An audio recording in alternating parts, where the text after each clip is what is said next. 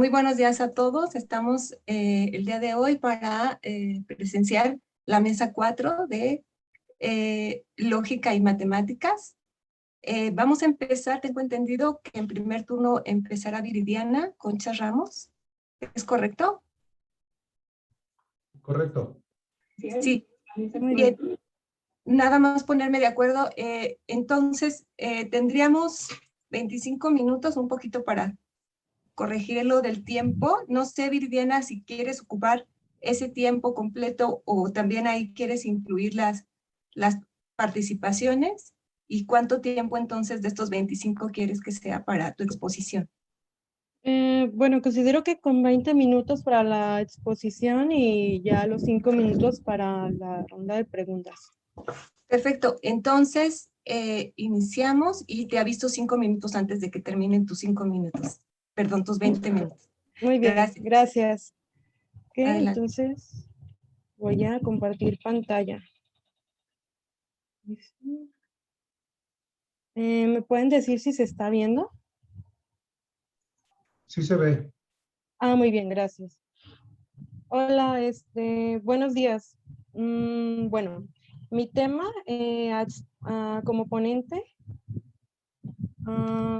es la lógica en la demostración de las imágenes desde los diagramas.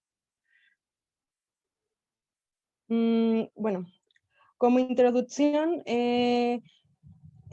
prácticamente expongo casos como la elipse del ADN y como algunos diagramas de Newton en los cuales se hace recurso de pues lo que es en sí la cuestión de los diagramas y cómo han tenido este papel dentro de la ciencia y han intervenido para la cuestión teórica.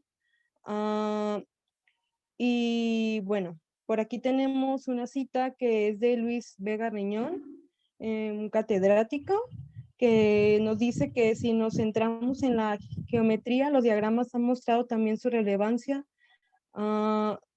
en un papel medidor en el acceso a los objetos inteligibles geométricos. Y pues prácticamente esto sería como la intervención que ha tenido los diagramas en torno a la relevancia que tiene en torno también a los sistemas físicos y otras intervenciones en otras áreas de lo que son la ciencia y otras disciplinas demás. Bueno, como problemática presento a los diagramas que no se les ha presentado la bastante relevancia que contienen en sí mismos, dado que se les ha llegado a considerar un recurso poco riguroso y por ende tampoco sus demostraciones se han considerado como algo serio. Esa es la problemática que yo planteo en mi investigación. Como tesis, mi tesis a defender es: los diagramas son una vía para la demostración lógica. Muy bien. La forma para llegar a la tesis planteada. Bueno, aquí está dividido en dos partes. La primera parte es analizar lo que viene siendo el concepto de la demostración y por otro lado también el concepto de los diagramas para tener unas bases bien sentadas respecto a qué estamos hablando por demostración, qué es lo que queremos llegar a defender mediante los diagramas y evidentemente tener un concepto más claro a qué nos estamos refiriendo con diagramas en esta investigación. La segunda parte consiste en el análisis de diagramas desarrollados dentro de la lógica y otros diagramas que no son desarrollados dentro de la disciplina de la lógica, pero que tienen su lógica interna.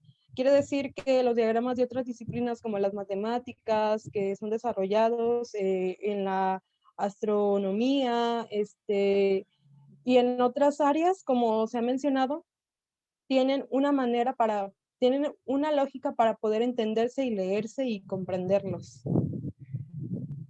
¿Okay? Empezando con la primera parte sobre el concepto de diagrama. Aquí recurrí a la cita de dos autores, de Christopher y Alexander. Y bueno, prácticamente tomo esta cita literal. La idea de un diagrama o patrón es muy simple, es un patrón abstracto de relaciones que resuelven un pequeño sistema de fuerzas, de interacción y conflicto y es independiente de todas las demás fuerzas y de todos los demás diagramas posibles. Bueno, esta cita fue tomada de un libro en el cual después recurrí directamente a la fuente de Alexander, y Alexander es un arquitecto, entonces este concepto parte de la arquitectura, y considero que siempre en filosofía es como importante tratar de tomar conceptos de otras disciplinas, dado que pues quien estudia filosofía o quien investiga en filosofía, es importante como leer más allá solo de filosofía. Por lo que decidí tomar este concepto de Alexander desde la arquitectura y me pareció muy interesante, dado que habla de las relaciones que tienen los elementos de un diagrama de manera interna, y cómo entre esas relaciones que tiene un diagrama van hacia la resolución de un problema. Y bueno, aquí tenemos pues como referencia a varios autores dentro de la filosofía que han estudiado o que se han dedicado a la cuestión de los símbolos y de la cognición. Eh, Tales aportaciones pues está como mm, Pacer, que también es como un representante de la inducción y de la deducción, y de la deducción, perdón, de la teoría de Pacer. Y pues también tiene una teoría sobre los signos eh, en los diagramas, o la representación de los signos y cómo esto tiene una relevancia en el pensamiento mismo, ¿no? Cómo los signos tienen una relevancia en el pensamiento. Bueno, y ahora para tomar un concepto de la demostración, bueno, requería un diccionario para poder como tratar de ser más específica, y la cita literal que tenemos aquí es del diccionario de Centeno y consiste en lo siguiente: demostrar entonces a un, hace referencia a un proceso lógico probatorio propio de las ciencias a partir de unos enunciados, tesis y hipótesis, y mediante diversos modos de deducción, inducción y recurrencia. Se llega a una conclusión que se dice probada. Bueno, aquí prácticamente creo que la idea de tratar de hablar del concepto de demostración nos lleva a preguntarnos en sí qué se entiende por demostración, porque hay muchos conceptos que se asemejan a la demostración, pero que no son demostración, no son demostración. Entonces, aquí sí era importante como tratar de acercarnos o detallar qué se entiende por demostración, porque, por ejemplo, tenemos la cuestión, lo que es mostrar, pero no lo mismo que demostración, entre otros conceptos que a veces se toman como sinónimos. Y bueno, aquí una gran aportación sería la de Aristóteles en torno al concepto de demostración, que él consideraba que la demostración era el elemento esencial para las ciencias. Y pues no es por nada, en ese sentido, muchas ciencias en la actualidad siguen lo que es la demostración para poder sentar eh, sus bases en torno a sus supuestos, y a lo que las ciencias defienden, usan el recurso de la demostración, que es un recurso científico, y por ende también muchos diagramas en ciencias los tienen. Bueno, llegan al recurso de la demostración. Claro que hablamos de que hay más maneras de señalar que lo que cierta área está haciendo como ciencia, sin hacer recurso a la demostración, pero eso sería entrar como en cuestión como de decir, bueno, hay ciencias que hablan de mediante la clasificación, o hay otras que son más como en sentido de tener conceptos, y en este caso pues hablamos de la demostración. Bueno, aquí en la segunda parte entramos a lo que son los ejemplos, y el primer ejemplo propuesto es hacer un análisis sobre los diagramas de las constelaciones desde la astronomía. Bueno, como dato, las constelaciones cuentan con 18 agrupaciones de estrellas que parecen esferas celestes y, y fueron nombradas las constelaciones con la sección en donde se forman. Aquí los asterismos, que son como tal el recurso de las estrellas y los planetas que se usaron para poder, como los puntos, o sea, ellos vieron los puntos como los planetas, como las estrellas y todo aquel recurso que fuera visible en el cielo. Y mediante esa unión entre los asterismos es que ellos hacían las formas y las figuras en el cielo para poder usarlas como recurso de guía, y pues lo usaron como recurso de orientación para los barcos, para los viajes de los barcos. También se usaba para fines como cambio de estación, para reconocer el cambio de estación. También se hacía mediante las constelaciones.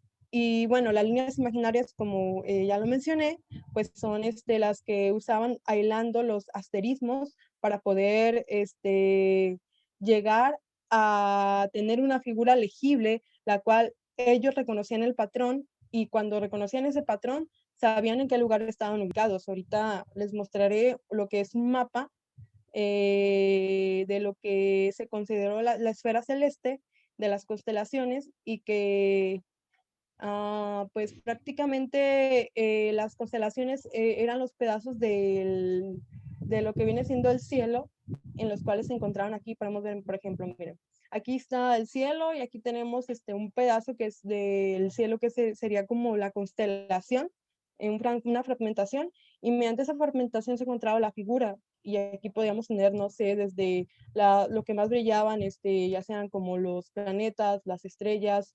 Creo que incluso en la actualidad se dice que las galaxias podemos considerarlas, claro que no todos tenemos la misma perspectiva desde donde las vemos. Y bueno, aquí están los puntos de unión. Aquí sería como un diagrama, ese sería el diagrama de la estrella, de la constelación del Orión, y ese sería el de la Osa Mayor. Y ese es el mapa que yo les comentaba, que era el de el mapa celeste de las constelaciones, donde podemos ver que se encuentran varias, y realmente lo que se trataba de tener era como una visión amplia. Ok. Aquí hay dos autores que nos muestran dos características esenciales de por qué consideran que los diagramas, que las constelaciones, perdón, son diagramas. Entre esas dos aportaciones, una nos dice que la referencialidad, aunque las constelaciones son imágenes impregnadas,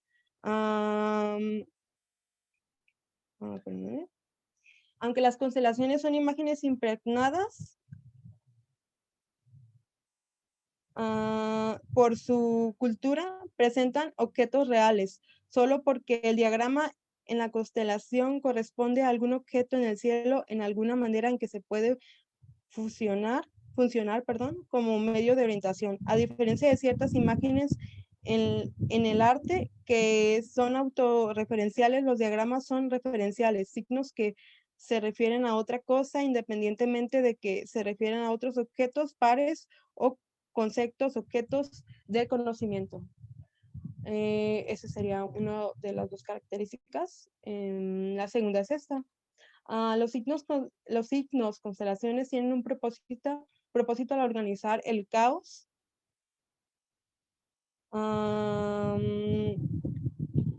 Crean posibilidades de orientación geográfica en la Tierra. Todo esto en realidad se puede generalizar. Los diagramas siempre tienen una función, y sea sea práctico, teórico o ideológico. Bueno, en este caso estamos hablando sobre la cuestión práctica y cómo esto tiene que ver con directamente con el conocimiento y cómo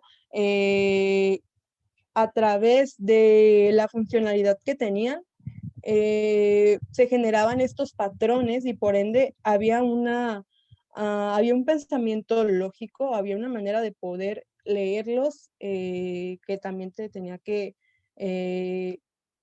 estudiar. Viridiana, te quedan 5 minutos. Muy bien, gracias. Bueno, pasamos al segundo ejemplo. El segundo ejemplo corresponde a los diagramas de Peiser. Peiser ya lo mencionamos anteriormente, tiene contribuciones en el pensamiento desde lo que viene siendo la cuestión simbólica y el pensamiento relacionado, y bueno, él hizo muchos diagramas.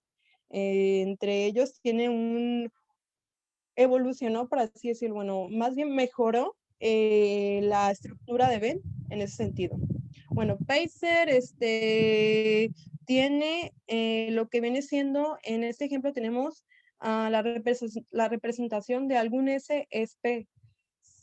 Según Peiser, bueno, se representaría de tal manera, en la cual tenemos dos círculos y, bueno, tenemos en medio de los dos círculos la X que marca que S, el círculo que sería este S, es P, porque está dentro de lo que marca de lo que viene siendo P. Bueno, con los siguientes ejemplos de Peiser, hay algo fuera de S y P. Creo que aquí es claro, aquí tenemos dos círculos, S y P, y la X marca que hay algo afuera de S y P. El siguiente ejemplo es el ejemplo de una negación. El ejemplo es S no es P. Se representaría según Peiser de la siguiente manera. Este se marca como S, este es P, por ende, donde está el circulito lo marca como que no es P. Esta parte de la S no es P. Y bueno, el siguiente y último ejemplo es el triángulo de Euclides. El famoso triángulo de Euclides, en matemáticas, se usó para poder hacer la composición de un triángulo equilátero a partir de dos círculos, la unión de dos círculos, como es muy parecida a la forma del diagrama de Venn o de Peiser, en el cual tenemos las líneas, tenemos puntos y tenemos líneas a unir. Y aquí podemos ver la explicación debajo en la cita de cómo es que mediante estos procedimientos o estos axiomas que se propusieron para poder hacer el triángulo, se llega a la imagen del triángulo. Bueno, como conclusiones, aquí es importante, bueno, recalcar de manera rápida, no los voy a leer todas las conclusiones, pero entre las que rescato, que es importante considerar la relación de los grafos y las letras, que los grafos vienen siendo pues los dibujos, y que se les debe dar la relevancia, dado que las representaciones, en este caso, se hacen mediante el uso de ambas cosas. No podemos hablar de que a lo mejor por sí mismo los grafos o los dibujos son muestra de conocimiento o de demostración, en este caso en lógica, porque necesitan un instructivo, necesitan las reglas para poder llegar a tener una comprensión de lo que se está desarrollando y evidentemente saber por qué se llegó a esa demostración.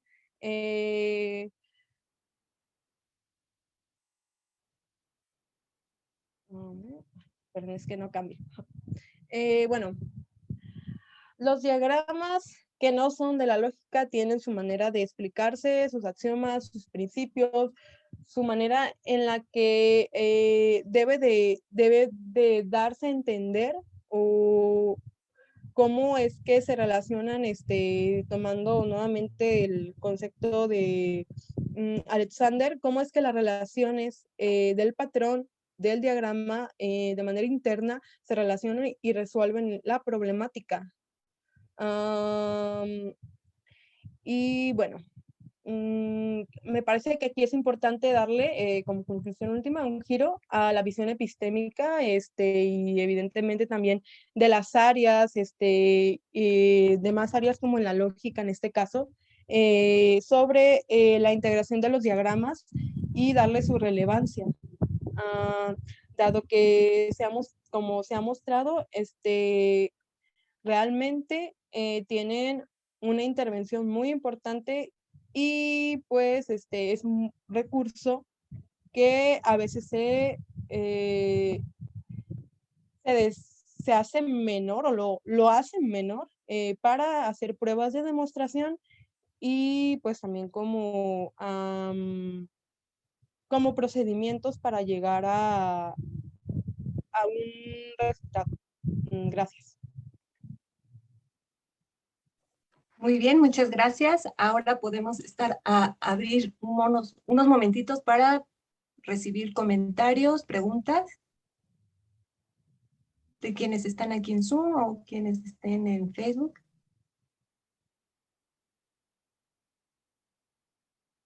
Sí, Raimundo. Pero quiero agradecer a Viridiana la presentación. Me gustó especialmente porque está ampliando nuestra idea habitual de lo que es un lenguaje para la lógica.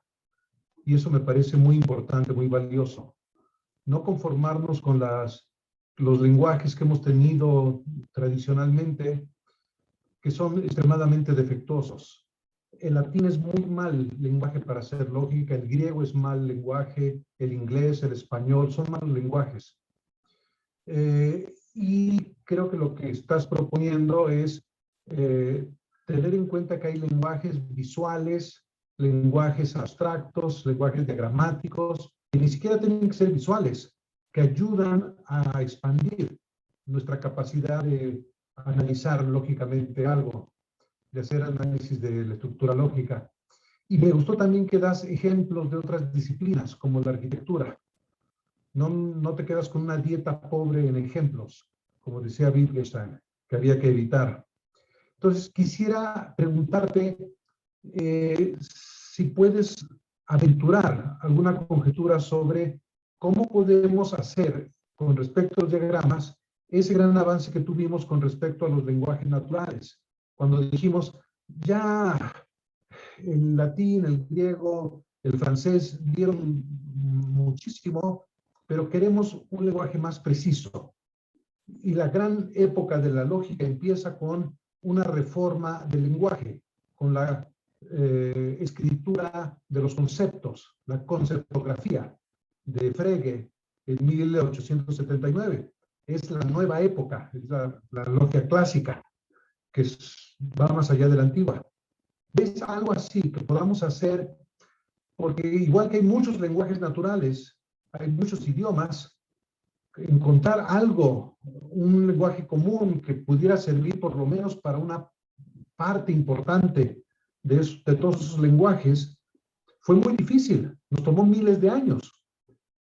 ¿Crees tú que podamos aventurar algo así para diagramas? Porque hay tantos tipos, son tan disímiles y pertenecen a tantas disciplinas como tú misma estás ejemplificando. Pero ¿crees que podamos tener una especie de lenguaje abstracto que unifique al menos una parte de los lenguajes diagramáticos para poder tener una formulación con menos ambigüedades, equívocos y ambivologías y podamos expresar con más claridad, precisión y rigor ese análisis lógico que queremos ofrecer? ¿Cuáles son tus intuiciones con respecto a eso? Gracias por la intervención. Sí, gracias. Bueno, creo que en la actualidad, de hecho, cuando yo empecé a investigar esos temas, eran temas tan actuales que me costó mucho trabajo llegar a la bibliografía, ¿no? Pero sí ya hay, bueno, creo que Pacer, a lo que yo he leído es como uno de los autores fundamentales de los que habla respecto al lenguaje de los diagramas, y no solo desde una disciplina, habla en general de la relación de diagrama y pensamiento y por ende quiere llegar a la cuestión del lenguaje. No sé si su vida no le alcanzó para poder hacer una gran intervención en esto, pero en la actualidad creo que se ha tratado de visibilizar más que nada tener una visión más íntegra de lo que es el lenguaje, porque siempre recurrimos al lenguaje de manera oral, a las letras, a los números, pero sin duda creo que últimamente lo que son las ciencias cognitivas, incluso las neurociencias, nos están dando las pruebas para darnos a conocer que el aprendizaje no solo requiere de letras, sino desde la cuestión perceptiva, tiene que ver, y creo que entre ellos ahorita está también, creo, Chomsky habló un poco respecto a cómo se percibe, ¿no? De cómo inicia la cuestión del lenguaje, desde la percepción y después hacia la integración de las palabras. Pero por ende, no todo el lenguaje solo son palabras. O sea, el lenguaje tiene que ver mucho con cuestiones que no podemos como tal expresar, pero sabemos que esas experiencias tienen otros fundamentos. Por eso hay diagramas que son más visuales también, como la cuestión de la cuestión de los colores, la cronología de los colores, que a lo mejor no tiene muchas letras. Evidentemente, a lo mejor alguien que lo quiera estudiar a profundidad sí va a necesitar estudiar la cuestión de los tonos, la cuestión de la temperatura de los colores y demás cosas, dependiendo del enfoque de los estudios. Pero sin duda sí es como una muestra de cómo a través de los grafos Viviana, o las imágenes se puede llegar a ello. perdón, disculpen, es que ya estamos rebasando el tiempo y para que más o menos sea equitativo para todos los participantes, entonces tenemos que dar por concluida la participación. Es muy, muy importante tu investigación. Yo creo que ojalá y pudiéramos tener alguna manera de comunicarnos contigo, si nos pudieras poner aquí en el chat a tu correo electrónico, creo que podría ser muy bueno, y cualquier otro que tuviera otro comentario o pregunta, se lo pudiera dirigir allí a Viridiana. Muy bien, pues muchísimas gracias. Y por aquí ya tenemos a América Arellano. ¿Está lista para poder presentar? ¿Se encuentra? Sí, Creo está que ahí lista. tenía la presentación de Claudia. Ah, ok. Pues había entendido que había necesitado un poquito más de tiempo, pero no sé. Entonces, si gustan, si ya están También, listos. Creo que ya podría hacer yo la presentación de Claudia si quieren. Sí, perfecto. Entonces, empezamos desde ahora y tendrías 20 minutos y te aviso. 20, no eran 20. Ah, ok, bueno, es que creí que eran 25. Es que de hecho, Lo que de pasa todas es maneras lo que voy a cortar. el 25 sería con todo y la Ah, ya, participación. siempre. Sí, bueno, voy a tratar de cortarlo en una parte porque definitivamente es algo más. ¿Sí? Entonces, pero voy a cortarlo y ya. Entonces Perfecto. ok, pues voy a compartir el video. Por favor. Ay, híjole, no sé si, a ver, es que, cómo lo selecciono? Déjame ver, ya vi. Aquí está.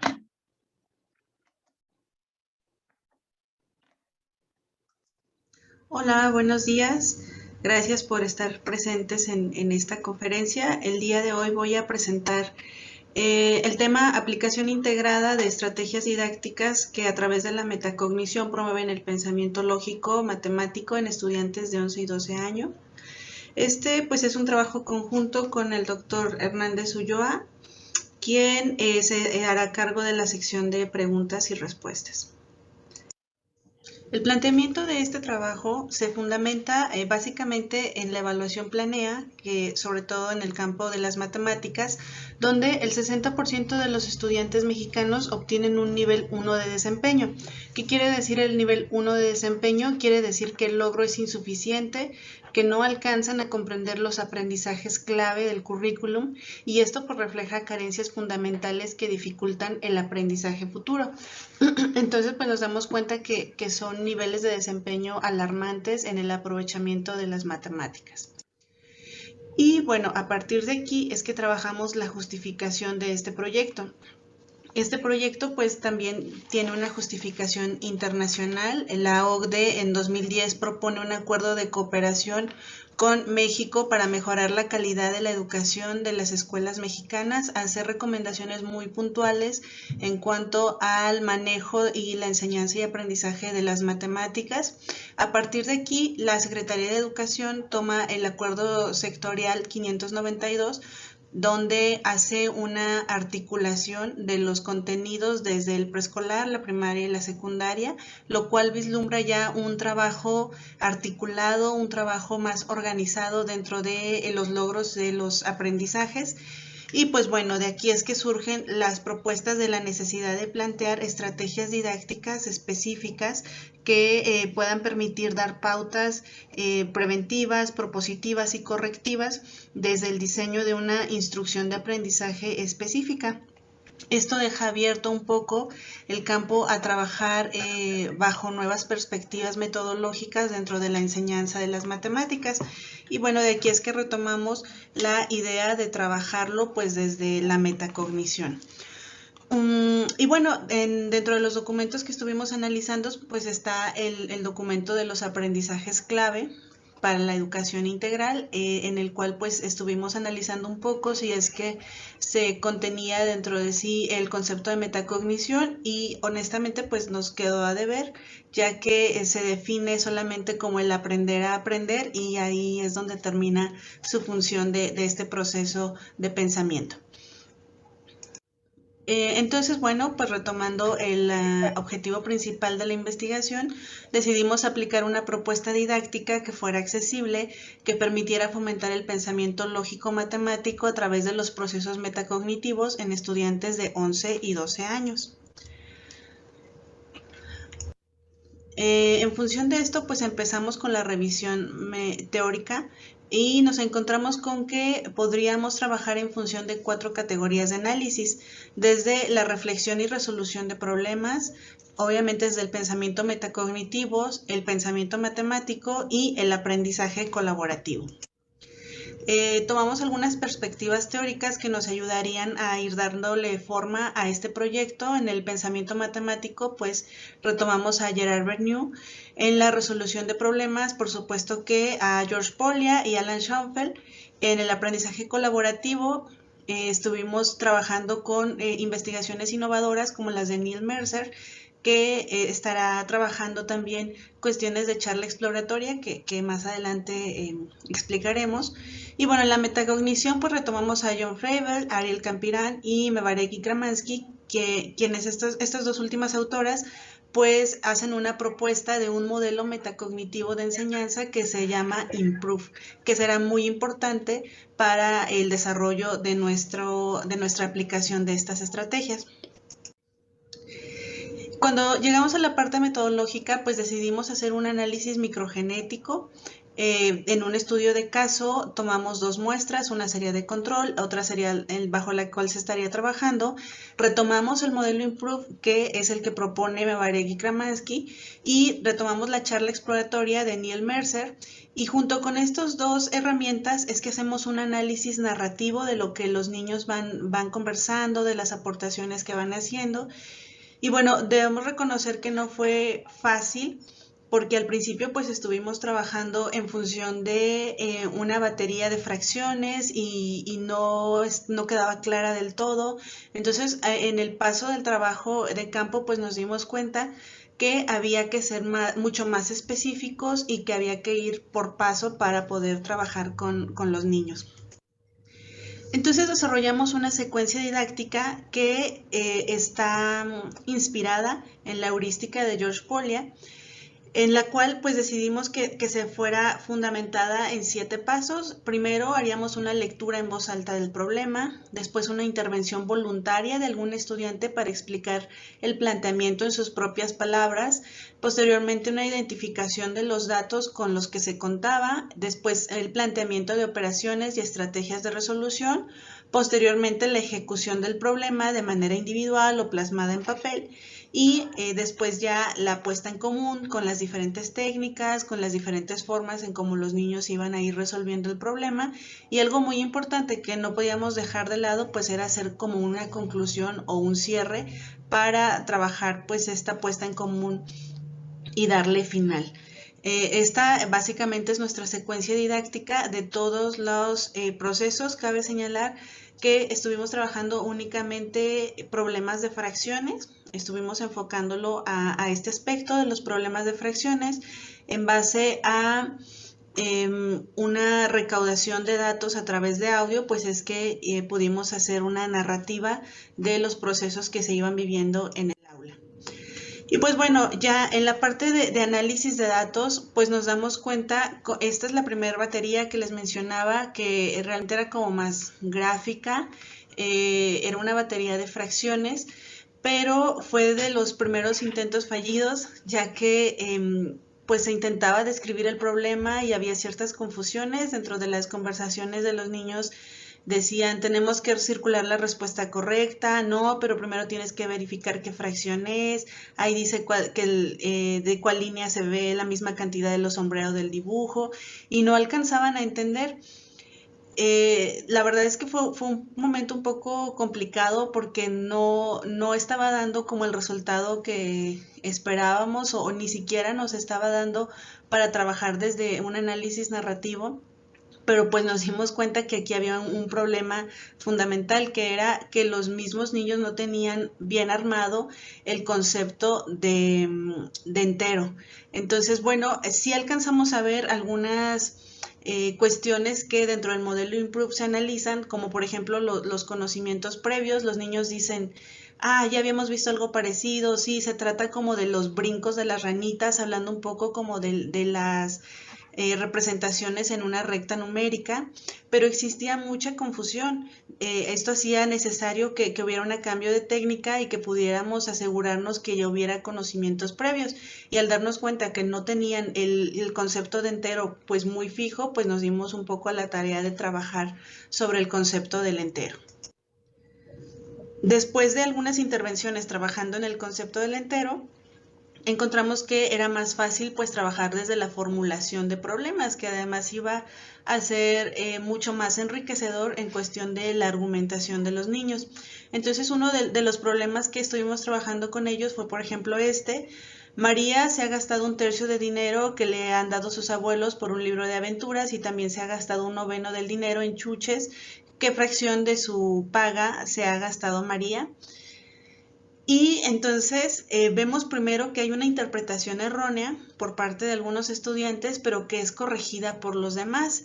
Aquí es donde podemos empezar ya a trabajar la importancia de generar la charla exploratoria, de generar que entre ellos mismos vayan corrigiéndose, vayan orientándose, que hagan esta especie de trabajo colaborativo, pero desde esta charla exploratoria. ¿Qué implica una charla exploratoria?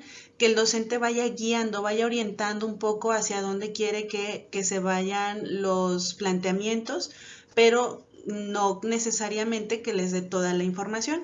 Por ejemplo, después de este planteamiento que yo les hago, hay niños que dicen, o sea que a María le dieron dinero para un libro, pero lo gastó en otras cosas. Y además empiezan a reír todos. Y le dicen, no, que le dieron dinero a sus abuelos y ella decidió comprarse un libro y chucherías. O sea, que se gastó 1/3 y 1/9 de lo que gastó. Y después empezamos a ver como otro tipo de planteamientos. Ellos ya se empieza a ver aquí un poco el pensamiento metacognitivo, porque hacen una retrospección y analizan primero cuál fue la pregunta planteada, logran descartar operaciones, dicen que es resta y afirman que no, y entonces esto hace como que haya una interpretación del problema, pero desde el aspecto que ellos necesitan. Si nos damos cuenta en las conversaciones dicen, bueno, primero se les guía, se les orienta bajo este precepto de charla exploratoria, se les orienta un poco qué operación vamos a usar, y algunos dicen que sea resta, como proponiendo, como si se pudiera proponer dentro del planteamiento qué operación utilizar, ¿no? Que se resta, y otros dicen, no, ¿para qué? O sea, que sí se resta, pero también se asuma.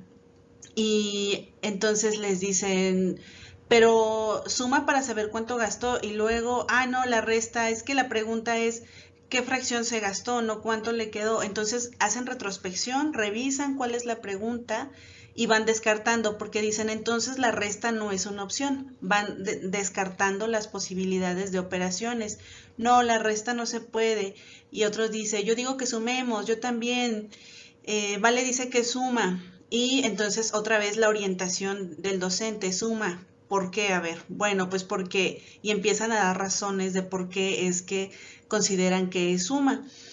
Al seguir trabajando bajo este problema, nos encontramos con que hacen un planteamiento de 1/9 más 1/3, lo que les da pues 4/9. Aquí pues se vislumbran dos caminos de resolución igualmente válidos, uno con el denominador en novenos y otro con el denominador en 27avos.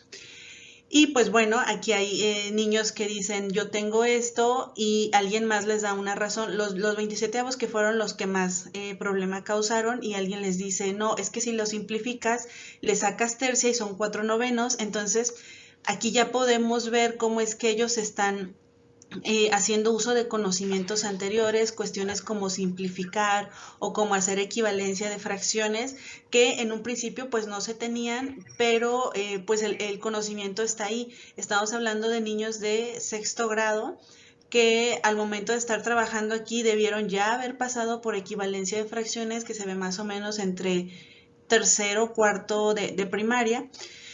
Y entonces hacen usos de ese conocimiento.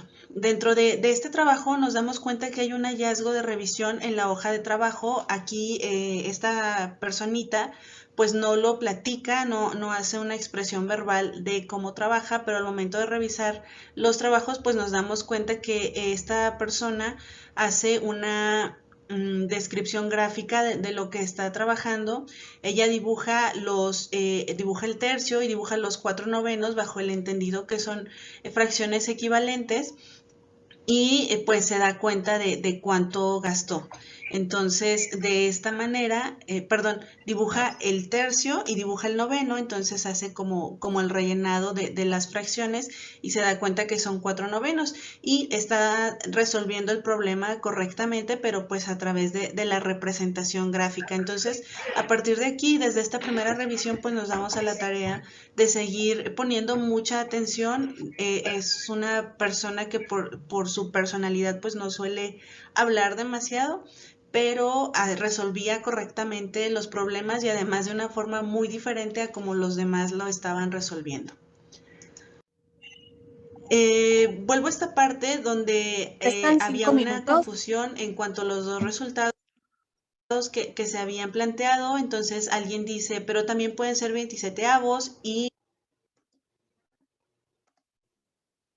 saber si escribían bonito o no, si sabían redactar en el momento, pero dice, pero pues puedo hacerlo dibujando los litros y dividir los estudiantes en este. Hay otro proceso en este mismo planteamiento donde podemos encontrar pues otro nivel de cognición. Aquí discrimina variables y hace una cuantificación lógica. Hay un estudiante que dice, yo también lo hice así, pero dice, convertí a fracción impropia los 4 enteros y medio. Aquí otra vez volvemos a los conocimientos previos. Tenía el conocimiento de lo que era una fracción impropia y que le era mucho más fácil trabajarlo desde una fracción impropia.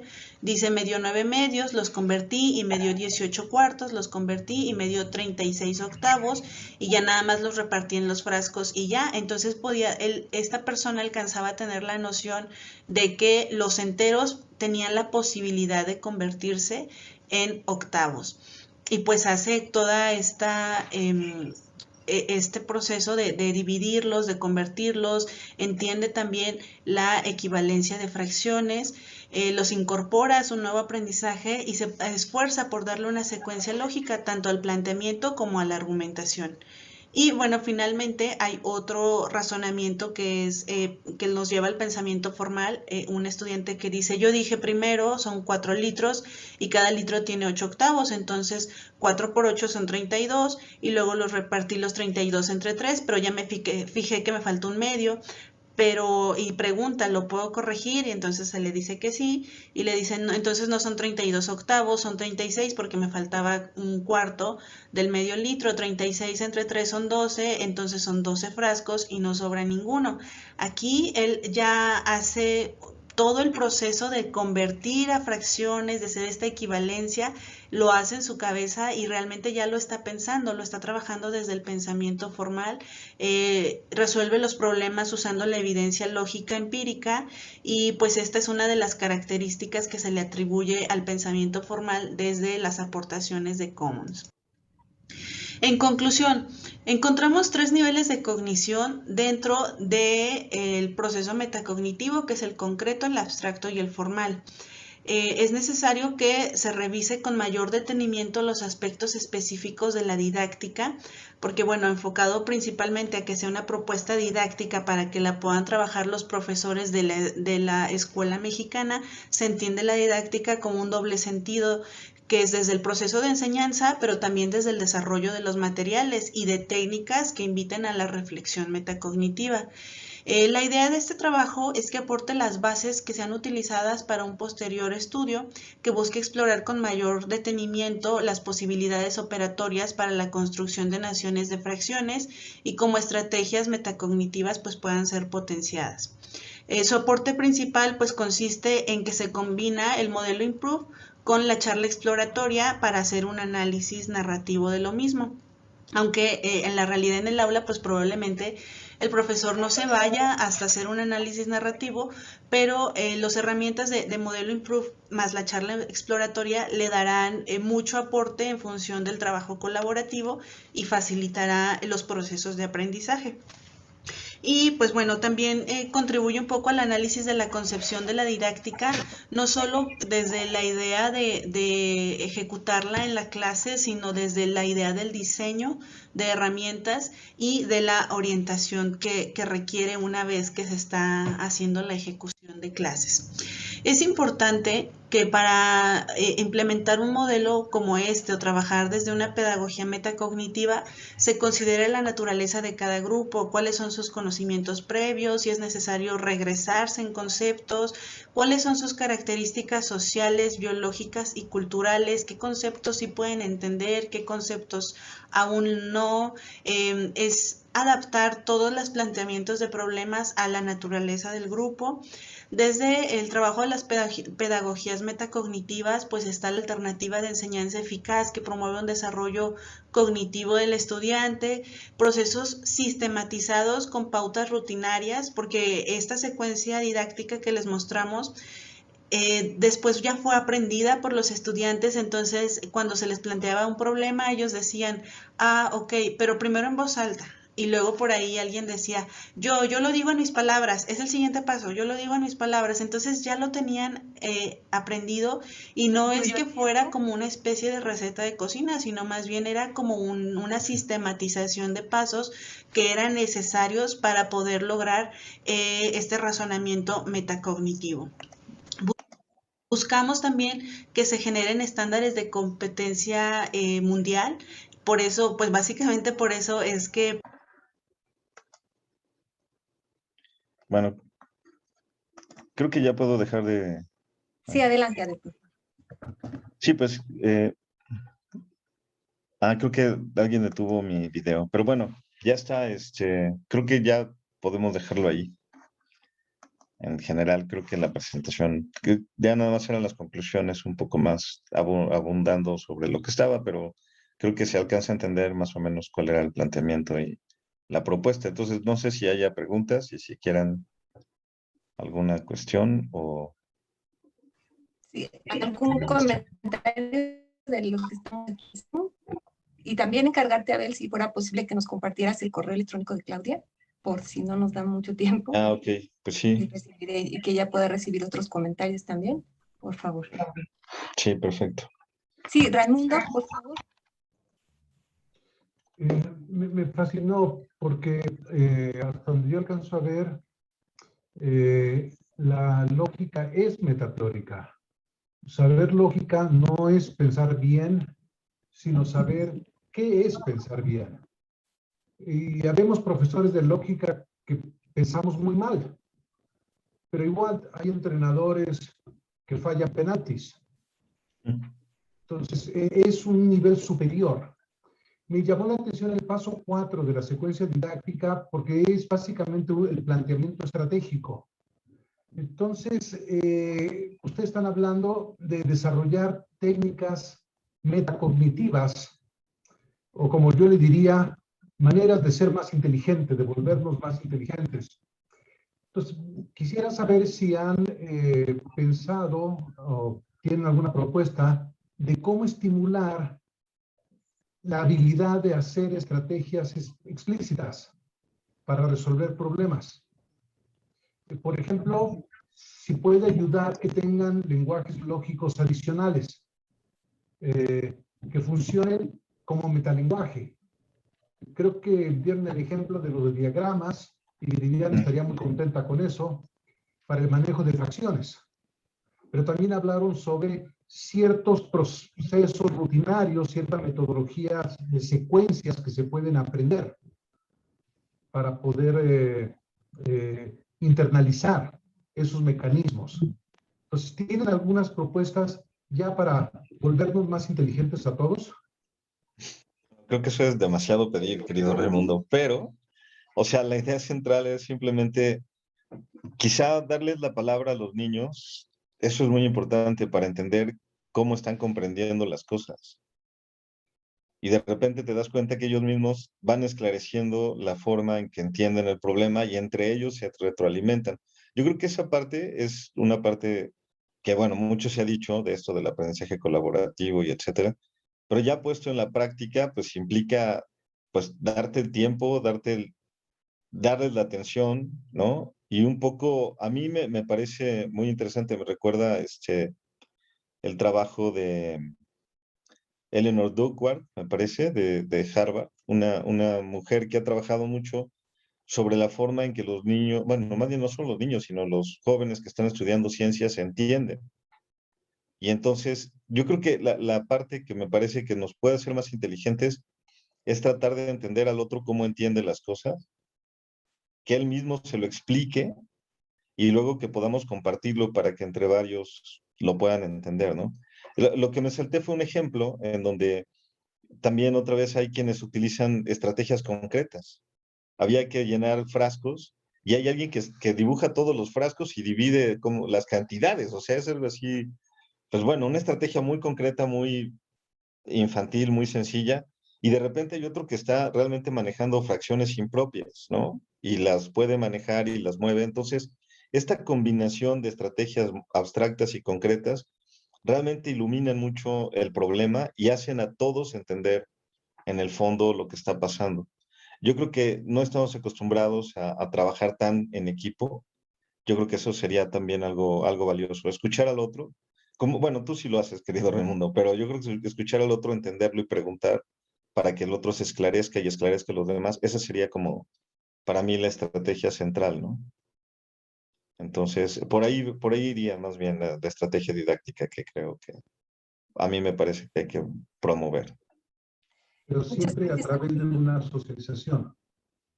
Yo creo que es importante la socialización, porque finalmente además el conocimiento es un conocimiento que debe de socializarse, ¿no? Me recuerda un poco lo que tú hacías con tus quiz, que eran mortales, siempre al final de tus clases, bueno, al inicio de tus clases después del anterior, y preguntabas cosas muy complejas y al final después todos decían, ¿por qué lo resolviste o cómo lo resolviste? ¿No te acuerdas? Esa estrategia creo que es muy importante. Tú te burlabas de todos porque pues no entendíamos tus planteamientos raros, preguntas, ¿no? Disculpen. Ya, perdón, sí. Sí, perdón. Pues tenemos el tiempo sumamente limitado, una disculpa por Sí. eso, pero bueno, lo importante es que nos están compartiendo estas investigaciones pues muy, muy valiosas y como bien señalaba Raimundo, que incluso podrían ser complementarias. Ojalá y este espacio sirva para intercomunicarse entre los ponentes Gracias. también. Y se encuentra Gracias, América Fernando. Arellano. Muchas gracias, América. Gracias. Se encuentra América Arellano.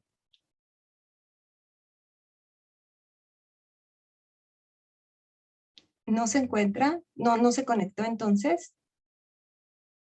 porque de ser así, pues tendríamos antes pasar a la presentación de Alejandra Estrada y tendríamos más tiempo después para retomar comentarios de las otras dos exposiciones. ¿Sí se encuentra americano? Parece que no. Parece que no. Perfecto. Entonces, Alejandro, ¿estás listo? Sí. Ah, perfecto. Pues entonces podemos pasar a tu exposición. ¿Te parece bien 20 minutos si te aviso 5 antes? ¿O... Sí, está bien. Sí, perfecto. Muy bien. Entonces, adelante, por favor. Gracias. Bueno, en primera instancia, pues gracias por estar aquí en esta mesa y en esta presentación. El título de mi ponencia para esta ocasión es Hacia una visión positiva del conjunto de Rautli. Aquí está un pequeño índice, pero ese no es el importante. Y el objetivo de esta presentación o de esta plática, pues es más o menos responder esta pregunta y justificar un poco su respuesta. El objetivo es, ¿bajo qué perspectiva metateórica son aceptables las propiedades del conjunto de Rautli?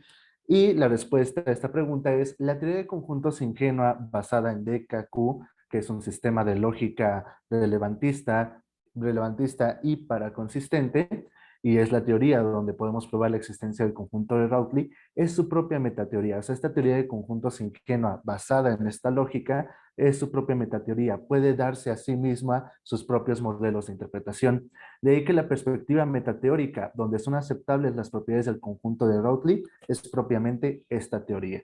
La respuesta sería básicamente esa a esta pregunta, y el plan de exposición para que se pueda entender tanto la motivación de la pregunta como la respuesta, pues es el siguiente. Voy a hablar un poquito sobre la teoría de conjuntos ingenua, un par de sus axiomas, algunas consecuencias de esta teoría y el conjunto de Rautli dentro de ella. Voy a hablar un poquito sobre las propiedades del conjunto Z, no todas y cada una de ellas, no voy a no voy a probar en este momento todas y cada una de sus propiedades porque no nos daría el tiempo. Y por último, pues dramáticamente he titulado esa sección como el ataque de la metateoría clásica y la respuesta no clásica. O sea, cuando uno tiene las propiedades del conjunto de Rautli, examinamos la teoría de conjuntos ingenua con ese tipo de resultados, pues qué dice la metateoría clásica y qué dice la metateoría no clásica sobre esos resultados. Entonces, ya hablando de la teoría de conjuntos ingenua y el conjunto Z o el conjunto de Rautli, el conjunto de Rautli es un conjunto cuyos elementos son todos los objetos que no le pertenecen. Aquí pueden ver la definición formal. Este conjunto Z, pues es un conjunto cuyos elementos son todos los conjuntos o todos los objetos de la teoría que no le pertenecen. Pero para entender mejor qué es el conjunto de Rautli, pues tenemos que remitirnos a la teoría donde este conjunto existe, ya que no en todas las teorías de conjuntos tenemos... o sea, podemos definir este conjunto, pero no probar la existencia de este conjunto en todas y cada una de las teorías de conjuntos que existen. Por ejemplo, nosotros conocemos ZF, es la más popular, pero ahí, por ejemplo, no podemos probar su existencia. Entonces, la teoría de conjuntos ingenua, basada en DKQ y quizás en otras lógicas, tiene como base solo dos axiomas propios, el axioma de comprensión y el axioma de extensionalidad. Aquí los escribo formalmente, pero básicamente el axioma de comprensión captura la idea de que los conjuntos son extensiones de predicados y de que todo predicado implica la existencia de un conjunto que lo ejemplifica. Dicho de otro modo, el axioma de comprensión nos dice que todo lo que es extensional es intencional y todo lo que es intencional también es extensional. Y el axioma de extensionalidad que nos dice o captura la idea de que dos conjuntos son iguales siempre y cuando tengan los mismos elementos. Entonces, una teoría de conjuntos ingenua tiene como base solo estos dos axiomas. Sin embargo, el axioma de comprensión, que es con el cual podemos probar la existencia de ciertos conjuntos, tiene por lo menos dos formulaciones distintas, una versión restricta y una versión irrestricta.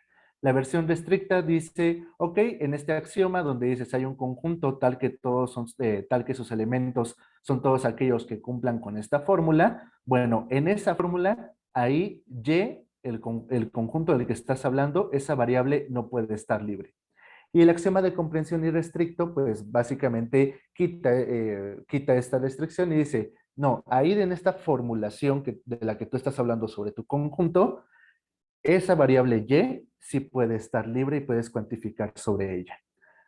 Ahora bien, ¿por qué tenemos estas dos formulaciones? Esto se debe a que Richard Rowley, justo de ahí el nombre de este conjunto, pues consideraba que si la idea central de la teoría de conjuntos ingenua es que una propiedad o predicado, pues a toda propiedad o predicado le corresponde un conjunto, entonces el axioma de comprensión no debe tener ninguna restricción para cumplir ese propósito.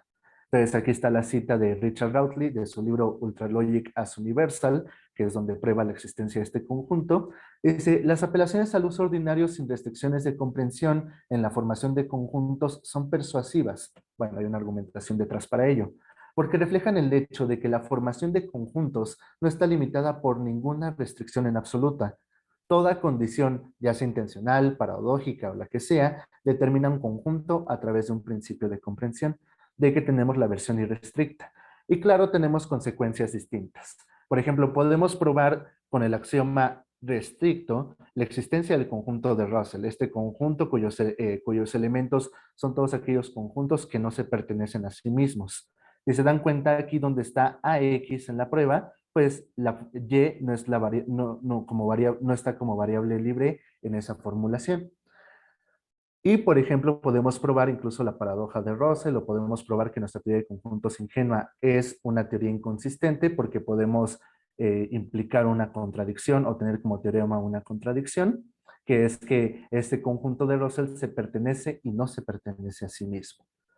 Ahora bien, afortunadamente, gracias a que la lógica subyacente a esta teoría es una lógica relevante, es una lógica paraconsistente, a partir de una contradicción no tenemos trivialidad.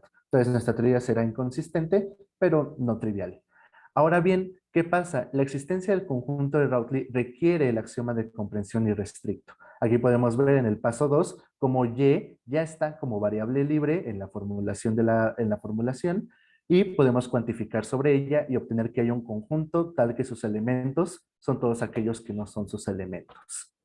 Dicho lo cual, una vez presentada la teoría, ya vieron que es una teoría inconsistente, podemos tener varios conjuntos y podemos tener incluso contradicciones, y la existencia de conjuntos populares como el de Russell y en particular el de Rowley, podemos hablar un poco de las propiedades del conjunto Z, el conjunto de Rowley.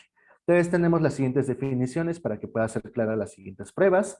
Decimos que un objeto X, un objeto de nuestra teoría de conjuntos, es contradictorio si solo si cumple con una propiedad y la negación de dicha propiedad para alguna propiedad conjuntista cualquiera. Un conjunto X es universal si solo si le pertenecen todos los objetos del dominio, y un conjunto es vacío si solo si ningún elemento del dominio le pertenece.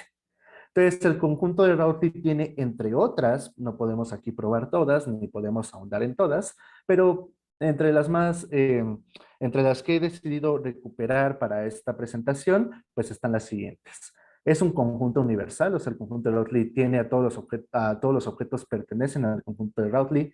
Es un conjunto vacío también, ningún objeto le pertenece, pero también ni es un conjunto universal, ni es un conjunto vacío. Y por último, la última propiedad de la que hablaremos en esta presentación, o de la que hablaré en esta presentación, es que todos sus elementos tienen al menos una propiedad contradictoria, a saber, pertenecer y no pertenecer a él. Entonces vamos con calma. Aquí está la prueba de Z1. Si se dan cuenta, no estoy poniéndome muy quisquilloso con las pruebas en el sentido de estarlas explicando aquí en esta presentación. Aquí nada más las dejo en claro por si desean seguirlas. Pero básicamente esta es la prueba de que Z es un conjunto universal. Tomamos su definición como una hipótesis y bajo ciertos principios lógicos dentro de la lógica de KQ podemos derivar que para toda X, X pertenece a Z. Z es un conjunto universal dada la definición que hemos dado. También ponemos la prueba de Z2, que es que Z es un conjunto universal. En DKQ, que no haya alguien que pertenezca a X y que todos no pertenezcan a X, ambas proposiciones son interderivables y usaremos esta última expresión como la definición de conjunto vacío para esta prueba. Entonces, también tenemos que Z es un conjunto vacío. Nuevamente partimos de su definición o de su existencia a partir de comprensión y podemos inferir que todos no pertenecen a Z. Z también es un conjunto vacío. Ahora vamos con la prueba de Z4. Todavía me voy a quedar en Z3, lo voy a dejar tantito pendiente. Notemos que los dos teoremas anteriores de que es un conjunto universal y es un conjunto vacío, implican que todos los elementos del conjunto de Rautely, esto es, todos los objetos del dominio, porque ya vimos que es un conjunto universal, tienen al menos una propiedad contradictoria, a saber pertenecer y no pertenecer a este conjunto. Y tenemos este teorema. Todo objeto X pertenece y no pertenece a Z. Por el teorema, aquí me equivoqué, pero es el teorema 4, sabemos que todos los objetos pertenecen a Z, teorema 5, todos no pertenecen a Z, quitamos los dos cuantificadores universales, pues los ponemos en conjunción y volvemos a cuantificar universalmente. Nos queda que para toda X, X pertenece a Z y X no pertenece a Z. Pero como Z tiene como sus elementos a todos los objetos del dominio de discurso, pues resulta que todos los objetos de nuestra teoría, gracias a la existencia del conjunto de Rautely, tienen por lo menos una propiedad contradictoria. Pertenecer a este conjunto y no pertenecer a este conjunto. Y si se dan cuenta es algo bastante, es un resultado bastante, pues no sé, quizás para muchos bastante polémico, que todos los objetos de una teoría de conjuntos tengan por lo menos una propiedad contradictoria. Por último están las pruebas de Z3, que no es ni un conjunto universal ni es un conjunto vacío. Entonces, y esto nos va a ayudar un poco para la siguiente prueba, para la siguiente sección, que es la evaluación metateórica de las propiedades contradictorias del conjunto de Rautely. Entonces tenemos teorema 7, por lo menos un objeto de nuestro dominio de discurso no pertenece a Z, o sea, hay por lo menos un objeto que no es elemento de Z. Entonces sabemos por el teorema 5 que todos los objetos no pertenecen a Z. Si quitamos este cuantificador universal y lo instanciamos por una constante que refiere a un conjunto individual, pues tenemos que ese conjunto no pertenecerá a Z, y si cuantificamos particularmente, tenemos que hay alguien que no pertenece a Z. Si ustedes piensan que pasar de un cuantificador universal a un cuantificador particular es una prueba misteriosa o es una prueba que no debería, no tendría mucho sentido, podemos hacer otra prueba. Recordemos que por comprensión tenemos la definición del conjunto Z, y si nosotros instanciamos el cuantificador universal por Z mismo, tenemos que Z pertenece, si Z pertenece a Z, entonces Z no pertenece a Z. Y por consecuencia mirabilis, que es uno de los principios de DKQ, tenemos que Z no pertenece a Z. Y podemos cuantificar nuevamente o de manera particular sobre la primera constante, y tenemos que hay alguien que no pertenece a Z. Entonces, dado este resultado, hemos negado que Z es un conjunto universal. Decíamos, todo un conjunto universal es aquel que tiene a todos los objetos como sus elementos. Pero aquí también ya hemos dicho lo contrario, o más bien lo contradictorio. Hay alguien que no pertenece a Z. Entonces, Z, bajo el teorema 7, no es un conjunto universal. Pero también podemos tener que Z no es un conjunto vacío. Ya sabemos que si un conjunto vacío son todos aquellos, es un conjunto que todos los elementos no le pertenecen, podemos probar la proposición contradictoria de que hay por lo menos un objeto que le pertenece. Entonces, por el teorema 4 sabemos que es universal, nuevamente instanciamos en una constante y cuantificamos particularmente sobre esa constante, y tenemos que hay alguien que pertenece a Z. Pero, nuevamente, si esto les parece misterioso, la prueba procede del mismo modo que en la anterior. Instanciamos el cuantificador universal a partir de la definición de Z. Tenemos que, si Z no se pertenece a sí mismo, entonces pertenece a sí mismo. Aplicamos consecuencia mirabilis, tenemos que Z pertenece a sí mismo, y cuantificamos particularmente. Hay un objeto, por lo menos un objeto, que pertenece a Z, aunque sea el mismo. Y nuevamente hemos negado otra propiedad. Tenemos que es un conjunto vacío, pero con el teorema 8, que no es un conjunto vacío. Hay por lo menos un objeto que le pertenece. Cabe destacar, antes de que vaya yo a la siguiente sección, que no todas las propiedades del conjunto de Rautely podemos negarlas. O sea, ahorita vemos que es un conjunto universal y no es un conjunto universal, es un conjunto vacío y no es un conjunto vacío. Sin embargo, no todas y cada una de las propiedades que podamos enunciar y probar sobre el conjunto de Rautely, vamos a poder negarlas. O sea, no podemos probar siempre su contradicción. Por ejemplo, hay una que sería que que este conjunto existe en la teoría de conjuntos ingenua, permite probar que todos los argumentos son inválidos, pero no podemos probar lo contrario, que todos los argumentos no son Restan inválidos. 5 minutos. Gracias, Gaby. Entonces, para la última sección, pues vamos a examinar algunas posibles críticas sobre el conjunto de Rautely desde la perspectiva clásica y la perspectiva no clásica. Entonces, ¿qué va a suceder? Primero hay que tomar en cuenta que para DKQ hay dos distinciones importantes. Ser falso y no ser verdadero no es lo mismo.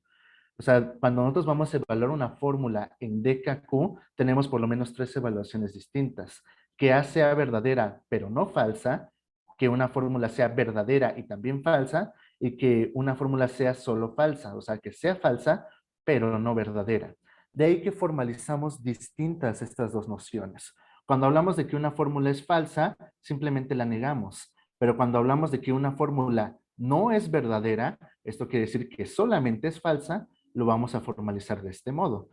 Y de hecho, para la teoría clásica o para los lógicos clásicos, estas dos formulaciones son equivalentes. Si ustedes hacen la tabla de verdad o la prueba por deducción natural, les va a quedar que no A es equivalente a esta implicación. Sin embargo, para conjuntólogos no clásicos como DKQ, estas dos formulaciones no son idénticas. Ser falso no implica no ser verdadero, porque ya vimos en la evaluación 2 que aunque sea algo falso, también puede ser verdadero. Y ese es el truco de toda la evaluación metateórica. Cuando tenemos una afirmación como, si es verdad que un conjunto vacío no tiene elementos, entonces es falso que tiene elementos. Ambos conjuntólogos, el de DKQ o el de la teoría de conjuntos ingenua y el conjuntólogo clásico, podrían estar de acuerdo e incluso podrían aceptar ambos podrían estar de acuerdo en una misma prueba, que es la que están viendo en pantalla. Decían, ok, ambos pueden aceptar esta afirmación 1. Si es verdad que un conjunto vacío no tiene elementos, entonces es falso que tenga elementos. Muy bien. Sin embargo, el conjuntólogo no clásico, al tener la evaluación 2, señalaría que también es verdadero que un conjunto vacío tiene elementos. Pero nuestro conjuntólogo clásico no aceptaría de semejante cosa. Y él reformularía la afirmación 1 a esta forma que tiene el asterisco. Si es verdad que un conjunto vacío no tiene elementos, entonces no es verdad que tenga elementos. Fíjense bien que a diferencia de la afirmación 1 donde decía es falso, ahora el conjuntólogo clásico lo cambió por no es verdad. Y aquí le pone la prueba el conjuntólogo clásico al no clásico. Y obviamente el no clásico no va a considerar esta prueba como válida, porque él no considera que ser falso y no ser verdad sean nociones equivalentes, como el clásico cree. Para un conjuntólogo clásico, la negación de una proposición es lo mismo que decir que dicha proposición no puede ser verdad o no es verdadera. De ahí que el conjuntólogo no clásico no estaría de acuerdo con estas pruebas por la introducción del absurdo a partir de una contradicción cualquiera. Ahora también, por ejemplo, esto aplica para cuando hablemos de conjuntos universales. Así decimos, si es verdad que un conjunto universal tiene todos los elementos, entonces es falso que le falta algún elemento. Ambos conjuntólogos estarían de acuerdo con la prueba y con esta afirmación, pero nuevamente, cuando el conjuntólogo no clásico diga, bueno, pero también es verdad que le pueden faltar elementos a un conjunto universal, el no clásico va a decir que no, que eso no es verdad. A partir de que dijimos que es falso, para él es obvio que también no es verdadero eso que va a suceder. Y aquí le presenta esta prueba. Si es verdad que un conjunto universal tiene todos los elementos, entonces no es verdad que le falte algún elemento. Nuevamente, el conjuntólogo no clásico no estaría inconforme con estas pruebas por la introducción del absurdo a partir de una contradicción cualquiera. O sea, lo que dice el conjuntólogo de DKQ es que lo que expresa la afirmación 2 y lo que expresa la afirmación 2 con asterisco no son lo mismo, porque no aceptan los mismos principios. En suma, como se ha podido ver, la disputa entre el conjuntólogo clásico y el no clásico gira en torno a considerar como válido o no que un conjunto tenga propiedades contradictorias, mientras que para el conjuntólogo no clásico es perfectamente plausible que un conjunto tenga propiedades contradictorias, porque eso sucede en la teoría. El conjuntólogo clásico no está de acuerdo, no está de acuerdo con eso porque en el contexto clásico, a nivel teórico y metateórico, las contradicciones implican trivialidad. Entonces, de ahí que tenemos esta equivalencia válida a nivel teórico y metateórico, pero eso no es válido para el conjuntólogo no clásico. Sin embargo, por razones en las que no podemos ahondar aquí completamente, todavía tenemos algo más que decir. Para el conjuntólogo de DKQ no hay diferencia entre teoría y metateoría. La teoría de conjuntos ingenua es su propia metateoría. Así, las contradicciones válidas a nivel teórico son válidas también a nivel metateórico. Aun cuando el conjunto de Rowley tenga ambas propiedades, eso no significa que ser vacío y ser universal sean la misma propiedad, o que en una teoría no clásica, ser vacío y ser universal signifiquen algo distinto a lo que signifiquen en la teoría clásica. De hecho, lo único que está ocurriendo, y que fue lo que vimos aquí, es que necesitamos ser más cuidadosos con las equivalencias que aceptamos. El conjuntólogo clásico y no clásico pueden aceptar las mismas afirmaciones, pero no siempre con las mismas, pueden aceptar las mismas afirmaciones, pero no siempre con las mismas formalizaciones ni con las mismas pruebas. Y eso sería todo. Muchas gracias. Muchas gracias, Sally. Pues nos quedan del tiempo que originalmente te quedaría normal si no tomamos en cuenta que estuviera una participación no está, una participante no está. Entonces quedan 4 minutitos, por favor, para recibir preguntas o comentarios. Alguien aquí en la sala de eso. Sí, Jesús Caso, por favor. Hola Alejandro, ¿cómo estás? Hola, Muchísimas Jesús. gracias. ¿Cómo estás? Muchísimas gracias, una charla muy, muy bonita. De hecho, hasta me gustaría como tomarla como un buen ejemplo sobre este tipo de proyectos donde intentamos justo valorar bajo ciertas evidencias, donde yo encuentro tu participación sobre la conexión de las metapropiedades del conjunto de Rowley, una muy buena evidencia como para indicar hasta dónde nosotros podemos trazar puentes de metapropiedades sobre ciertas operaciones y operadores, y en este caso, propiedades de conjuntos clásicos y no clásicos. Eso me interesa muchísimo y me pareció muy interesante. Ahora, evidentemente nosotros podemos aceptar tus conclusiones porque nosotros sabemos que Rowley es polémico porque hace toda una defensa de teorías inconsistentes, así como una defensa de lo que comúnmente nosotros sabemos o que se llaman objetos no existentes o objetos inexistentes. Y en ese sentido, por eso tus consecuencias eran esperables, ¿no? Es un buen ejemplo hablar de las metapropiedades de este conjunto, porque entonces nosotros podríamos no caer en una sorpresa o una contraintuición que nos permita espantarnos un poco de decir que un conjunto vacío es vacío y al mismo tiempo tiene un elemento bajo o tiene un individuo o un objeto dentro de su extensión, justo por ciertas propiedades metalógicas no clásicas que podrían valorarse para el conjunto de Rowley. Entonces, a mí me llaman la atención dos cosas, a ver si nos podrías comentar rápidamente. Una, que tiene que ver con esta interpretación sobre la falsedad. Me gustó mucho que tú hayas dicho, por ejemplo, que en términos clásicos, cuando nosotros formalizamos la falsedad, es obvio que nosotros no aceptaríamos la segunda formulación porque somos bivalentes. En la lógica clásica somos bivalentes y entonces tendríamos que formalizar A es falso con la negación de falso y tan tan. Sin embargo, bajo otras circunstancias como las que tú has evidenciado, podríamos formalizar A es falsa en tanto que A implica algún tipo de inconsistencia o formalizamos algún tipo de inconsistencia. O sea, sintácticamente podemos a un signo que no se ha interpretado clásicamente como la negación, de tal suerte que eso lo enlace con la expresión no ser verdadero, ¿no? Y por lo tanto tenemos dos interpretaciones, ser falso y no ser verdadero. Entonces, mi primera pregunta sobre esto es, ¿no has pensado que tu propuesta también tiene un cauce sobre evidenciar cómo podemos modelar sistemas trivalentes bajo ciertas ejemplos muy específicos, que en este caso serían las metapropiedades del conjunto de Rowley, y por lo tanto no espantarnos con esto que tú estás diciendo sobre la cuantificación general de que X pertenece a Z, si solo si X no forma parte de Z? Es decir, esa cuantificación universal nos permitiría, en todo caso, esto es lo que estoy reflexionando a partir de tu charla, nos permitiría tener una evidencia bajo una interpretación muy específica del dinamismo en valores de verdad, o sea, en ser multivalentes. Y por otra parte, me llama mucho la atención que cuáles diferencias tú encuentras, por ejemplo, entre Graham Priest y Rowley en el momento en que harían, por ejemplo, una defensa en la interpretación de ciertas metapropiedades del conjunto de Rowley. Estas son mis preguntas. Muchas gracias, Alejandro. Me gustó mucho tu charla. No, a ti, gracias, Jesús, por las preguntas. No sé cuánto tiempo me queda, Gaby, más o menos. De hecho, ya se habría concluido Okay. el tiempo. Muy bien. Perdón, pero bueno, como tenemos, bueno, no llegó a América, ¿verdad?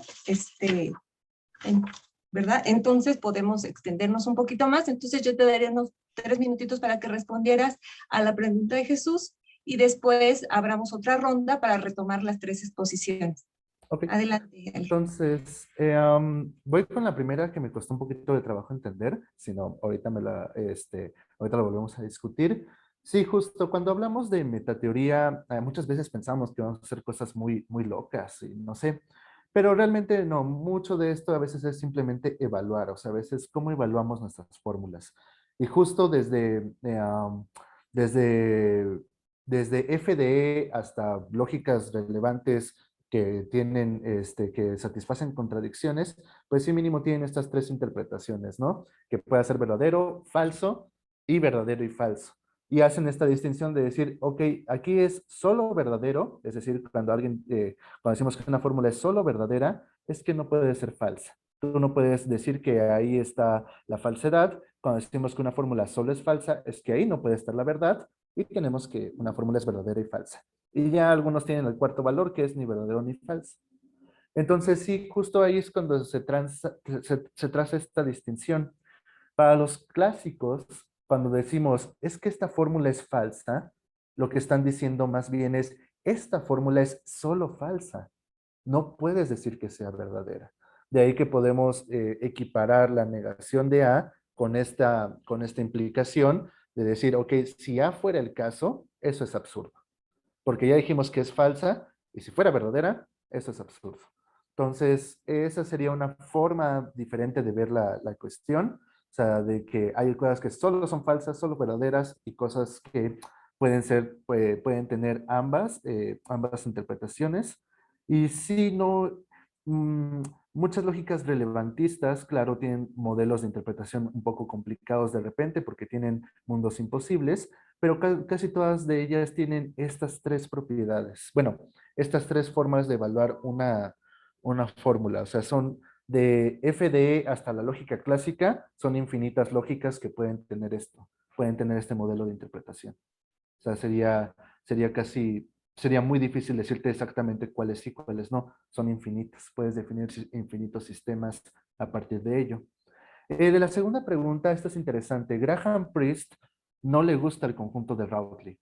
Y esto es muy sencillo. Graham diría, oye, o sea, yo desde una postura dialeteísta ya dije que algunas cosas o hay algunas contradicciones que son verdaderas, no que todo. O sea, por ejemplo, tu conjunto de Rowley tan feo, permite que todos los objetos de la teoría tengan una propiedad contradictoria. Y eso yo no estaría dispuesto a aceptarlo. Entonces, por ejemplo, ambos, tanto Rowley como Priest, postulan teorías de conjuntos ingenuas, pero dependiendo la lógica subyacente a cada teoría, puedes tener diferentes resultados. Priest toma como la lógica base para una teoría de conjuntos ingenua LP, y Rowley toma como como lógica subyacente de KQ. Y entonces, por ejemplo, en la teoría de Priest, no podemos probar la existencia del conjunto de Rowley y no tendremos estos resultados.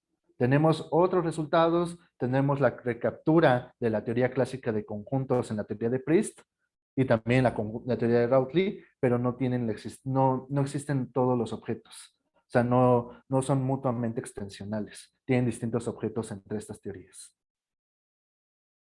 Gracias, Jesús. Bueno, espero haber contestado de mejor modo. Claro, podríamos conversar un poquito más, pero ya no hay tiempo. Pero justo lo que acabas de decir es lo que le da un sentido muy específico a una defensa de teorías inconsistentes no triviales, ¿no? Creo que en eso sí está muy bonita tu participación, porque en efecto, o sea, el desarrollo de muchos sistemas dinámicos tienen que ver con esto, con solventar ciertos problemas que enfrenta la paraconsistencia y la relevancia. Está muy bonito, Alejandro. Muchas gracias. Gracias. Perfecto, pues muchas gracias. Y en este momento podríamos iniciar una nueva ronda. Miren, nos quedan unos 13 minutos y podríamos retomar las 3 participaciones para recibir comentarios o preguntas. ¿Qué les parecería que primero se recibieran algunas preguntas y después tenemos la oportunidad de que los diferentes ponentes las respondan? No sé, ¿alguien quisiera comenzar? ¿Tiene algunos comentarios o preguntas?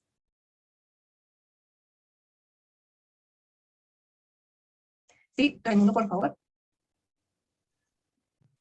Quería agradecerle a Alejandro su presentación.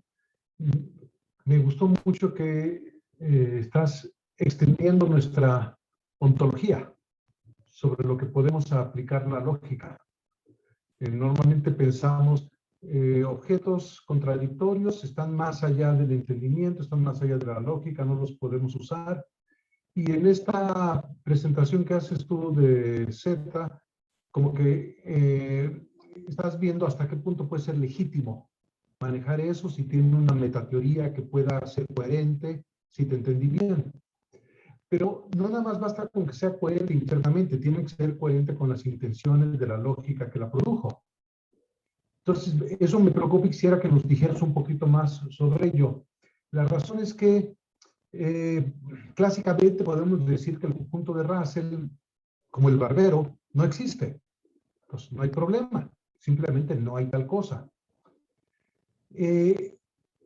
O podemos decir que relevantistamente existe, pero no trivializa, porque faltaría relevancia con respecto a él. Es un conjunto muy raro. ¿Yo qué tengo que ver con ello? La piedra que está junto a mí, ¿qué tiene que ver con ello? Entonces, parecería que habría ese bloqueo. El problema con el de Roundley, a diferencia del de Russell, es que si existe, por el teorema 6, todos los objetos del dominio, y tú mencionaste que eso llama mucho la atención, tienen al menos una propiedad contradictoria. Ahora ya no estoy nada más expandiendo mi ontología a que hay algunas cosas raras. Todos somos raros. Todas las cosas del universo. Raros somos todos. La contradicción parecería que entonces se esparce y se vuelve relevante para todo, porque todo es contradictorio. Y por lo tanto, no hay motivación para detener la trivialidad. Si la manera como bloqueamos la trivialidad era que no tenía una cosa que ver con la otra, ahora todo tiene que ver con algo contradictorio porque todo tiene que ver consigo mismo. Y entonces parece que ya no habría esa motivación muy fuerte, relevantista, para detener la trivialización. Pero eso nos daría una visión negativa del conjunto de Bradley. ¿Cómo podemos salvar este problema? De que ahora no puedo yo decir la razón por la que no se contamina todo de trivialidad es porque es diferente, cuando todos ahora compartimos en alguna medida una contradicción interna. ¿Qué podemos decir, Alejandro? Antes de darle la palabra a la gente, si me permiten, es que quisiera yo hacer 2 preguntitas que creo que están muy ligadas y que para que también aprovechar y nos las responda Ale. Y también quisiera hacer una pregunta para Viridiana, bueno, más bien 2. Entonces, lo primero es en relación justamente a esto, que me llamaba mucho la atención, el título, Ale, de tu exposición, hacia una visión positiva, ¿no? Porque justamente yo no captaba después de escuchar tu exposición exactamente qué era la parte que quería subrayar. Ahora, por lo que dice Raimundo, ya me doy más idea, pero me gustaría que esa parte quedara. Y por otro lado, me llamó mucho la atención que hiciste el comentario de que para Rockley no hay diferencia entre teoría y metateoría. Estrictamente hablando, no la habría. Y bueno, eso es, bueno, realmente me llama mucho la atención porque ¿cuál sería la motivación entonces de su trabajo? Si colapsa teoría y metateoría en él, hacia dónde estaba encaminando su proyecto. Eso es lo que quisiera saber. Y si me permiten entonces de una vez también para Viridiana, si nos está escuchando, ¿verdad? Por aquí. Así es. Muchas gracias. Bueno, entonces, pues me llamaba también mucho la atención con respecto a que en tu título de tu exposición, pues lo limitabas a diagramas geométricos.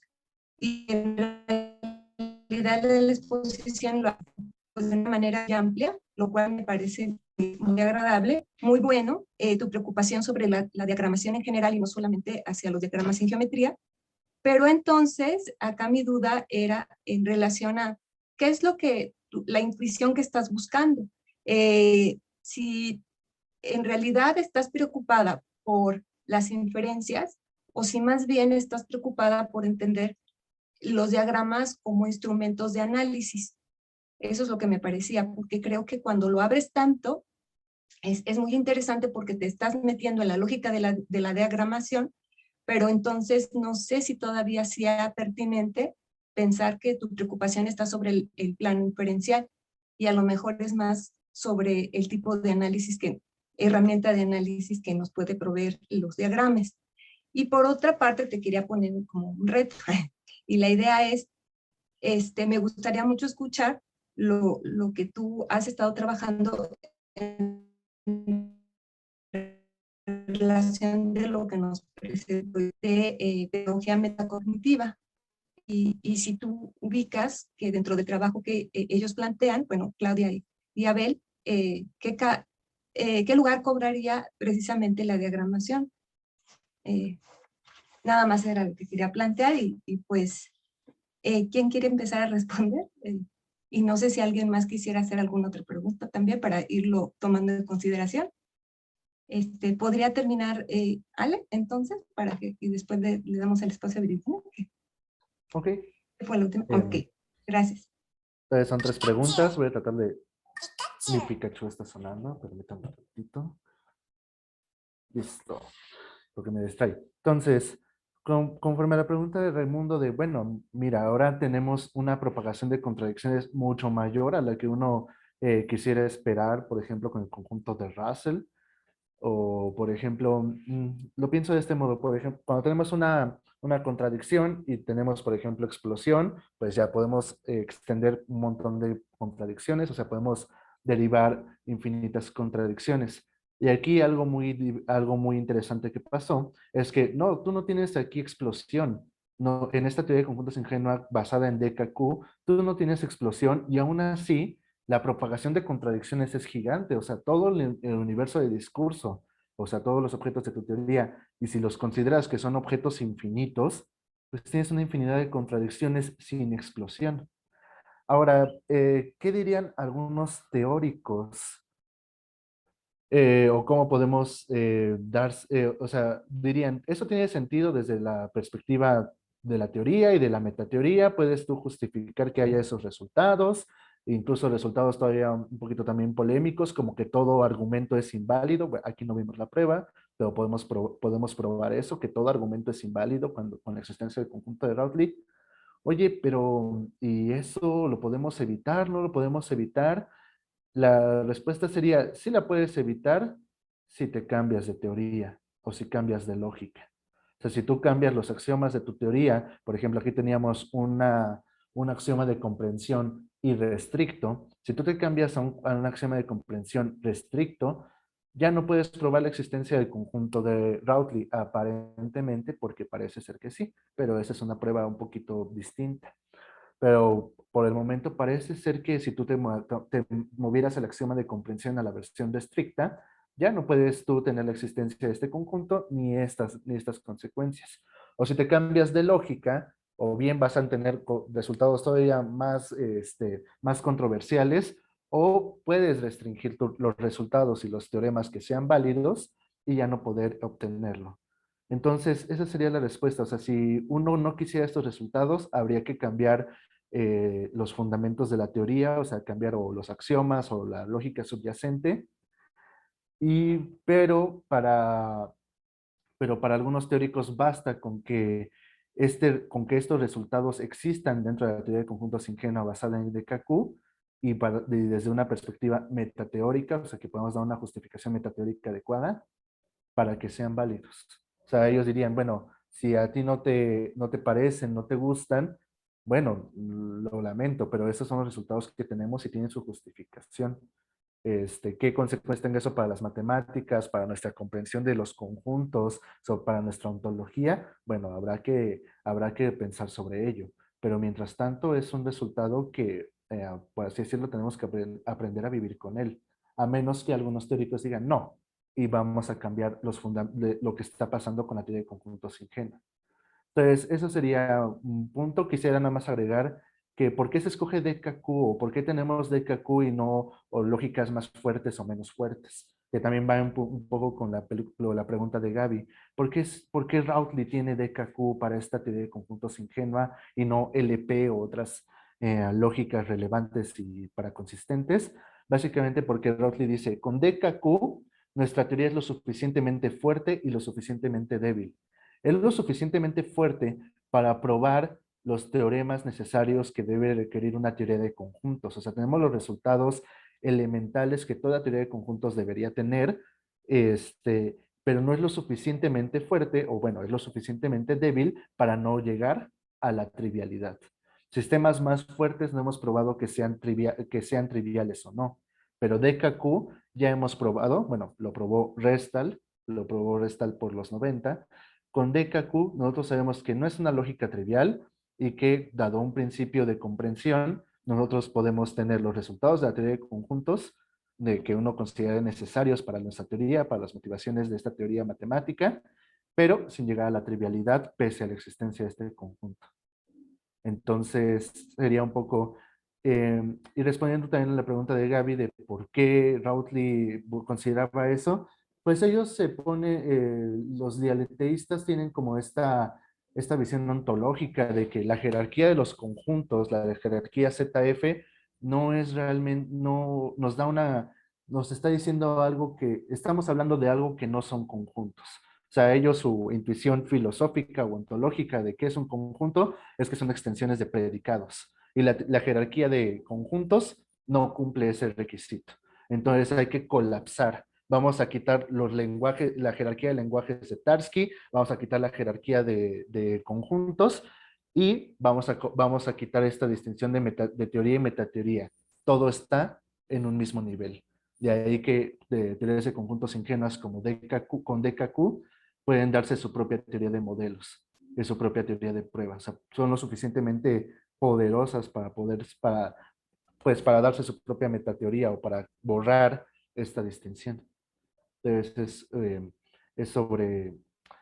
sería más o menos platicar un poquito sobre las motivaciones de Rautely. También tiene otras motivaciones que son de orden metafísico, pero ya nos diría algo que quizás no es cierto. O sea, todavía no tendría muy claro qué otras motivaciones filosóficas tiene ahí. O sea, todo va junto, pero no, si digo algo más sobre su filosofía, puede que vaya a decir algo que no es correcto. Gracias, Ale. Nos quedaría un minutito, ¿sí? ¿Es correcto? Para que Viridiana respondiera algo. Ok, bueno, trataré de ser breve. Conforme a tus inquietudes, bueno, basándome en la tesis y en la problemática planteada en la investigación, diría que el interés está en la demostración, o bueno, la inferencia en sí de los diagramas, dado que parece ser que es necesario reafirmar la demostración que ya existe para hacer visible cómo a través de ellos se pueden hacer pues pruebas, ¿no? En este caso. Y en la segunda duda, la verdad no conozco mucho del trabajo de Abel, creo que en algún momento sí lo llegué a escuchar cuando se presentó aquí en Nayarit el coloquio de lógica y argumentación, no recuerdo si era ese, y escuché un poco, pero no conozco mucho el trabajo, aunque Los diagramas, bueno, al menos los diagramas son muy amplios, hay de todo tipo, de hecho creo que hasta a veces hay imágenes que las consideran así, o sea, que son más cercanas a percibir lo real y hay otros que se consideran más como representacionales. Los que son una representación, pues son los diagramas que se usan, por ejemplo, en modelos físicos, matemáticos, en otras disciplinas, y yo creo que ahí es donde irían, ¿no? Los diagramas son representaciones, al menos los diagramas geométricos. Y bueno, no sé si aclaré mucho las dudas. Creo que la primera todavía quedó medio confusa un poco, pero pues prácticamente el enfoque era eso, ¿no? Tratar de llegar a la cuestión de la demostración, o sea, por así decirlo, como retomar la demostración de estos ejemplos y los conceptos para ampliar la perspectiva del lenguaje en este caso, ¿no?